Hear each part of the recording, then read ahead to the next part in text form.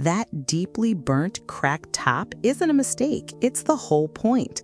Basque cheesecake skips the crust and the water bath, and it's nearly impossible to mess up. Step 1. Line a springform pan with 2 overlapping sheets of parchment, pressing it into the corners so it rises above the rim. Crumple the paper first. It molds to the pan easier. Set your oven to 475 degrees Fahrenheit. No water bath needed. Step 2. Beat 4 blocks of room temperature cream cheese with a 1.5 cups of sugar until completely smooth. Add 5 eggs, one at a time, then a cup of heavy cream, a splash of vanilla, and a pinch of salt. Sift in 2 tablespoons of flour last, mixing just until combined. Step 3.